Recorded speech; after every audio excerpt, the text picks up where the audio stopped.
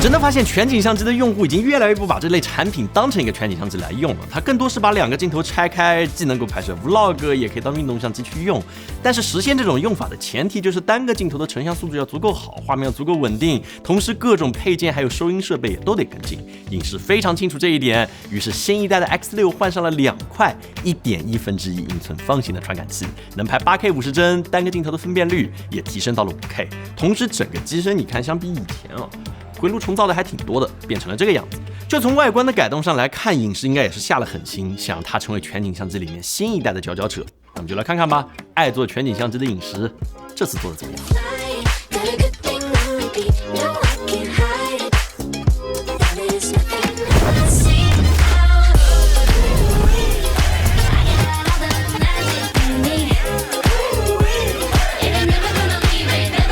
？X6 的外观绝对上是这么多年来改动最大的一代，高宽比发生了很大的变化，看起来变小了。但其实你算一下，它的体积没有差太多，但是就是会让你觉得小了一圈。重量大概在150克左右，和上一代差不多。那过去背面这种浮夸的万花筒条纹终于也被简化了，材质摸上去更舒服，也更加耐脏。那背面比较大的变化是多了这么一个快捷按钮，你可以把常用的几个模式选出来，按它就可以，不用再到菜单里面去找，会很好用。那镜头呢，他们也延续了可更换的设计，只需要一个特殊的工具，这样拧一下，你就能把镜片拿掉。所以万一摔了，镜头坏了，全景相机最烦人的问题现在也可解，只是你要付出一套镜片的价格，大概是这样。机身侧面电池仓，我觉得这个更新真的还挺大的，上一代真的很离谱啊！你看你要这样，然后它会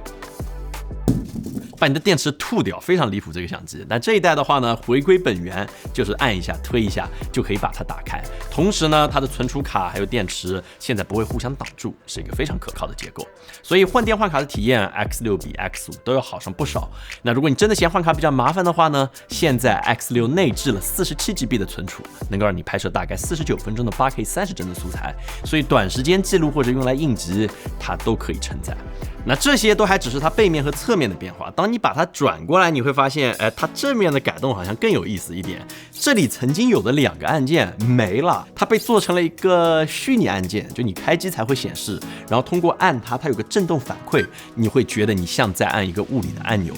我不知道你认不认可这个改动啊，我个人觉得用起来还不错，就是它的反馈还是挺强的。但是有一个点我真的不是很理解啊，就你看它下面其实是有画面可以呈现，这是个屏幕对吧？但它做了一个毛玻璃的效果，导致最下面的这个部分始终是被挡住的，你没有办法去全屏它，就始终会有这个录制按钮在这儿，这点会让我比较难受。所以我就在想，那既然这一代上面多了这个按压屏幕任意位置就可以有震动反馈的功能，那为什么不提供一个选项，就是直接没有下面这2个按键，变成一个全面屏的手机呢？反正你通过滑动也能够进入菜单，这样的话你预览画面或者做别的操作都能够占满全屏，我觉得体验会好很多。但目前就是没有。那抛开这点，新的屏幕用上去我觉得是非常不错的。上一代多多少少有点卡顿，但这一代几乎没有这种迟滞感，同时 UI 设计也有了微调，变得更加的直观。但是最重要的电量百分比，我不知道为什么影视始终不愿意加在这个第一菜单里面，你得拉下来才能看到，有点膈应。除此之外，没有太多可以挑剔的，影视做的已经非常成熟了。只不过他们很清楚啊，假如相机只做到这样，他们很难从激烈竞争里面真正占据领先的地位。所以除了机身本身的大改以外，他们在配件上面下的功夫我觉得有点夸张。别的厂商的配件我一般是当成配菜去看待的，但是影视的配件啊，我觉得必须得当成主菜来讲。你看他们自己官方就做了这么多，所以不妨这次我们先把画质还有样片往后放一点，我们先来看看搭配上这些配件之后，这个全景相机你能有什么特别的玩法？因为配件会直接影响这台相机的上限。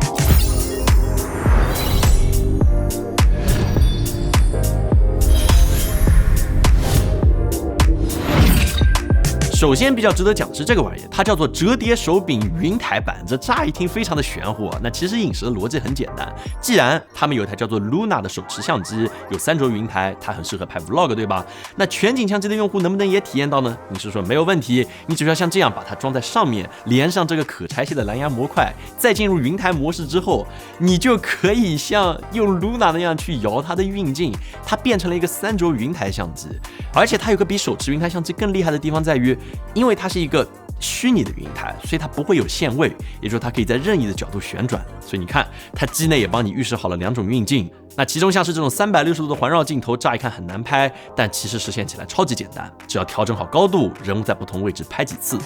就做出来了，比过去一整套稳定器的组合方便很多。那这还不止，在这个模式之下，你双击屏幕还能进行追踪。这个追踪我觉得还是有点东西的，因为它没有一个机械的云台结构，所以跟的会非常非常牢。你可以用它模拟机械臂运镜的方式来实现像这样的画面，这个也是非常有意思的一个应用场景。这个手柄还可以再讲一下，你看它很离谱，它有脚架，它有延伸杆，可以延得这么长，它还有一个侧向侧挂，这样可以让你把它变成更舒适应用的场景。但这么一看，你不觉得它超级像一个高尔夫球杆吗？你可以。然后下一个配件呢是这个，还是延长杆，但是这玩意儿内置了电池，还有控制按钮。那其实刚才讲外观的时候，我们特地留了一个点没有讲，就是为了留到现在。你看它机身的底部现在多了4个触点，当你把它接上去以后，你就可以把机身里面的电池拿掉，你还是可以使用的。这样的话就不会变成一个费力杠杆，然后把它延长用来拍摄。因为大多数人本质上还是喜欢拿着杆子去拍，现在长时间握着的话会省很多的力，非常舒服。那除了这根杆子之外，影视还有好多不同的杆子，这样的那样的那样的，他们的玩法都非常不一样。所以在网上你能看到很多有创意的镜头，比如说这种轻便型的杆子，你可以像这样反过来拿，拍摄两端不同场景的第三人称视角，你再用 AI 首尾帧把两段素材拼一下，你就可以实现这样的转场效果。你也可以把它固定到相机之上，这样扫街的时候能够随时切换不同的角度。那像这种呢，可以立刻升高的杆子，非常适合用来做个副机位，拍一些展示型的画面，比如在开箱视频的时候加入这种夸张的透视镜头，能让整个影片更生动一些。那除了这些，在 Luna 云台相机上配套使用的这个头锥模块 X6 也可以同样使用，你可以用它来拍摄这种沉浸式的画面，特别适合骑摩托车的人，这个我觉得真的还挺不错的。那光这么看可能会觉得有点平平无奇，对吧？但我们可以展示不自由摄影师 Winga 他开发的一个有意思的应用场景，一旦你把前景的手单独抠出来，分成2个轨道，配上动作，你就能做出这种时间变速或者暂停的效果，是不是就会有意思很多？所以全景相机我觉得它就是一个门槛非常低，但是上限超级高的品类。你想要玩好，其实完全取决于你的创意，而不单纯是设备。当然它有个前提，就是画质不能太差。所以讲了这么多，我们差不多该进入画质这个议题了。在换上了2块1.1英寸的传感器之后， X6 的画质有了多大的提升呢？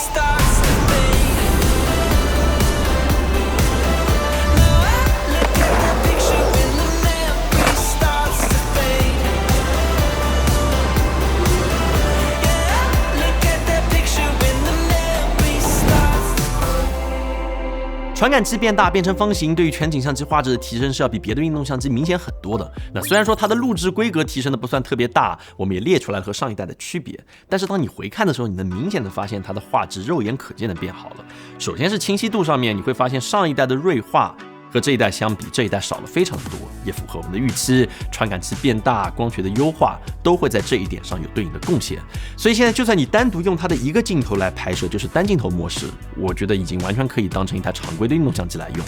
那另外一个画质上的提升是它的动态范围和色彩，这应该是你非常直观能感觉到的变化。比如说普通色彩模式，在逆光之下，还有室外的大光比场景 ，X6 都能明显看到承载更多的信息。那晚上拍的时候，这种涂抹感也比上一代少了很多。而且这一代很重要的是，它终于支持了10比特色深，过去都是8比特，也就是说面对日落、蓝调还有色彩过渡要求很高的场景的时候，它看上去都会更加的自然，也不容易出现色彩断层。那假如你希望用它最大的动态范围去拍的话，它现在支持开启10比特的 iLog 模式。那虽然说现在全景相机我自己也比较少调色，但如果你希望精细调色有更多的后期空间的话，你现在有的选。所以画质上我觉得 X6 没有太多值得抱怨的地方。那真的要说，就是单镜头模式在最高分辨率，也就是 5K 下录制的时候，前后镜头切换功能目前还没有被做上去。如果你想要这个功能的话，只能用 4K 去拍。所以现在如果你既希望有个更好的画质，又希望拍摄前面和后面的人，你得先停止录制，再去切镜头，再开始录制。会麻烦很多。而且在我的理解里面，用户一直期望的功能是2个镜头同时拍摄，这样的话，你看我在拍的时候又有我的脸，也有别人的，是一个特别好的双向视角的记录形态。但是这一代目前还不支持，我觉得路有点走反了，希望以后的固件能提供这个功能。所以说到底 X6 的画质提升还是挺大的，就是目前这个体积全景相机里面的佼佼者，夜景的提升感知是特别明显的。但我觉得全景相机最大的优势真的还是在于你不用去管它，而不是单纯的画质。比如说摩托车或者滑翔伞，这种时候拍摄它就是没有什么替代品的，也是我觉得它最独特的一点。但也恰恰是因为前期太无感了，所以全景相机的后期是很多人由于买它的原因。影视非常清楚这一点。那这一代他们的解法是增加了一个叫做 AI 导演的功能，虽然听上去很像是个噱头，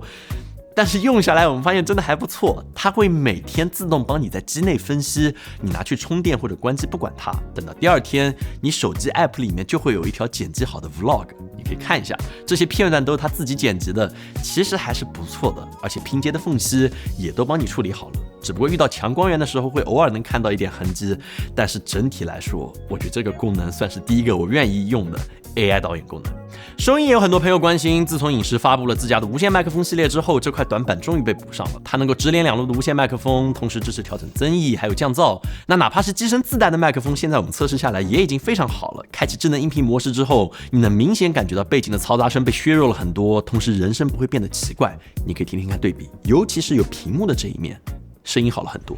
你现在听到的声音是来自 X5 普通模式下的声音，你可以听听看声音怎么样。你现在听到的声音是来自 X6 开启智能音频模式下的声音，你可以听听看音效有没有提升。续航还有过热方面，这一次影视增加了一块更大的电池到这个看起来更小的机身里面，到了2600毫安时。那室温环境 8K 30帧标准码率息屏录制之下，我们录制了2小时40分钟，电量还剩 3%， 也没有过热，居然比官方的140分钟还要久，这个续航非常夸张。实际拍摄的时候，基本上1天2块电池也就够了。别的规格我们也测了一下， 8K 50帧高码率和标准码率之下，都在40分钟左右出现了过热停止录制。所以假如你是拍拍停停的话呢， 8K 30帧高码率是一个很不错的选择。如果你需要长时间记录，那标准码率会是你更好的选择。反正 X6 看起来它确实弥补了上一代很多的问题，画质、续航、夜景等等，我可以列举很多。全景相机的重点还是像刚才说的，就是在于你想怎么用它。因为如果你是初学者的话，我可能会推荐全景相机，因为当你拍的时候，你可以完全不用管它，更多的注意力是在当下的体验，你可以看着风景或者和身边的人互动。后期稍微花一些心思或者用它的 AI 也能出片。如果说你想进阶做一些很特殊的视角或者转场的话，那全景相机也没有什么替代品，因为它的设计真的非常独特。这玩意的上限和下限，就像刚才说的，它的差异非常之大，纯粹取决于你怎么玩它。所以这是这次影视 X6 全景相机上手体验，不知道你是否喜欢这台相机，也可以发给你的朋友看看。如果他想买的话，也欢迎给我们点点小心心，记得关注我们。那么我们下次再见。我们的产品现在支持全球发货了，欢迎来逛逛。